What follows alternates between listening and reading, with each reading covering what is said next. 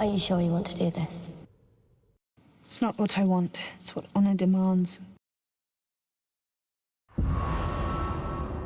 So much of that scene is about what happens beforehand and building up the tension between Sansa and Arya in the earlier episodes of the season, where you really believe that one will potentially kill the other. It's one of the benefits of working on a show like this, where over the years so many beloved characters have been killed and so many characters make decisions you wish they hadn't, that you can believe that Sansa might conspire against Arya, or that Arya might decide that Sansa has betrayed the family and deserves to die. Knowing that you're aiming at that, it really helped in the writing of it, because your only goal in those scenes is to build towards what feels like a real rift between them in a way that makes it extremely fraught when you get into that room with them at the end. How do you answer these charges, Lord Baelish? I was actually very interested and excited to see what Aiden would do with that moment, because it's a moment he's never been in before. He's imagined every conceivable eventuality except this one. Lady Sansa, forgive me. I'm a bit confused. Whatever you want to say about Littlefinger, and he's clearly a sociopath amongst other things, he does have strong feelings towards Sansa. They're not necessarily healthy, appropriate feelings, but they are feelings towards her. And so I think he has a hard time believing that she'll be able to do this. Sansa, please. I'm a slow learner, but I learn. Unfortunately for him, he's trained her too well, and she's not about to be swayed by his tears or his pleas. Thank you for all your many lessons, Lord Baelish.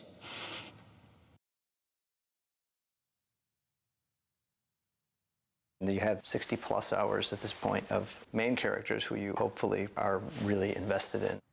It was a challenge because there are so many different ways it could go.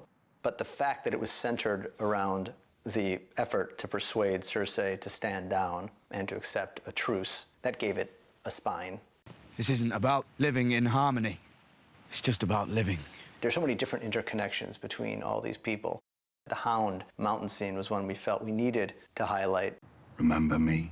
Just as Euron's not a person who's going to wait his turn, the Hound is not somebody who's going to let this person or thing or whatever he is now walk by him unchallenged, given who the mountain is to him and has been to him in his life. You know who's coming for you. You've always known. One of the themes of the season, that characters might be skeptics about religion and the supernatural, but once they confront it face to decomposing face, it's really hard to deny it anymore. I cannot serve two queens. Then there is nothing left to discuss. I don't think Tyrion goes to see Cersei out of pride or to prove that he's brave.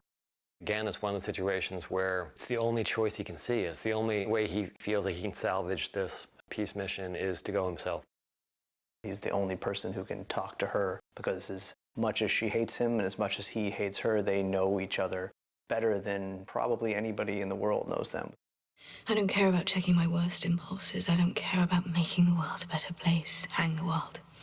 It's a little bit of a poker game they're playing there, because it seems like she's bluffing and he reads her bluff, but she wanted him to read her bluff. This was all part of her game. You're pregnant. Cersei's become quite good at playing this game. She wasn't in power, but she was on the edges of power, and she learned how to operate in that environment. And she plays Tyrion pretty beautifully here. The darkness is coming for us all. We'll face it together. We were in that dragon pit for many, many days. It's a deceptively difficult thing to shoot, because there's so many different moments between different people, and they need to be shot that way. Otherwise, it doesn't feel like anybody's looking at the person they're supposed to be looking at, or playing off the person they're supposed to be playing off. We both saw what just happened. This goes beyond houses and honor and oaths. It's an interesting moment for Brienne, because Brienne is so defined by loyalty. But this goes beyond that. Talk to the Queen. Jaime is chosen to side with his sister. She is unequivocally bad. Everyone knows this, including Jaime. She's just trying to get him to see beyond that. And tell her what? I think that's certainly on Jaime's mind, but then the final straw is when he realizes that this was all a scam. I always knew you were the stupidest Lannister. I think seeing the truth of what's in the North, it meant one thing to Jaime, and it meant something else to Cersei. They both acknowledge the truth of it. They're both smart enough to realize what it means, but she is still seeing it from a cold, strategic standpoint, and he's seeing it from a position more of existential survival for everyone. This isn't about noble houses. This is about the living and the dead. And I intend to stay amongst the living. It's one thing to say, okay, Cersei played a trick on her enemies, but she didn't confide in him. So he's realizing that his loyalty to her is not reflected in her loyalty to him. No one walks away from me. I think that absolutely is what informs his decision to leave King's Landing. I don't believe you.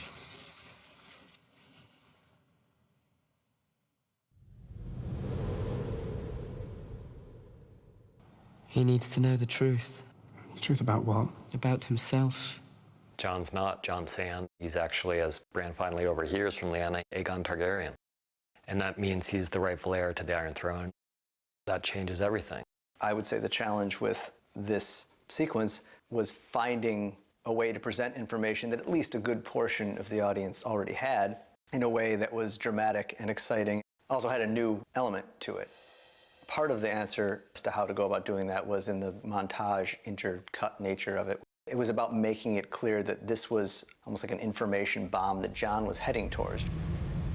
Robert's rebellion was built on a lie. The only way to really emphasize that was to tie those two worlds together cinematically and to have Bran actually narrating these facts over the footage of Jon and of Dany. He's the heir to the Iron Throne.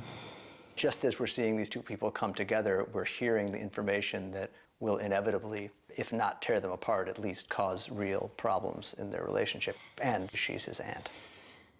It complicates everything on a political level, on a personal level, and it just makes everything that could have been so neat and kind of perfect for Jon and Dany, and it really muddies the waters. We need to tell him.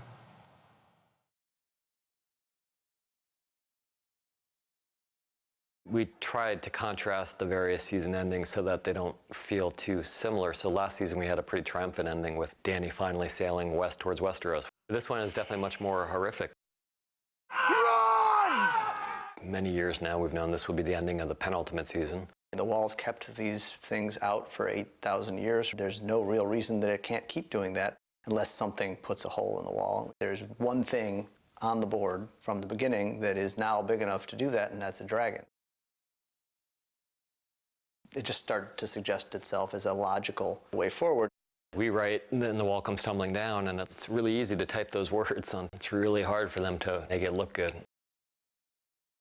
It needed to be a thing you go out of the season on. The first 4 or 5 years of the show, it was the expanding universe, and as we get near the end of the show, the universe contracts. Characters are going to a place that they never have before, quite literally in some cases, but also just in a larger sense where they're facing the conflicts they know will decide their fates. The lone wolf dies, but the pack survives. Winter is here, and it's all hitting the fan from all directions.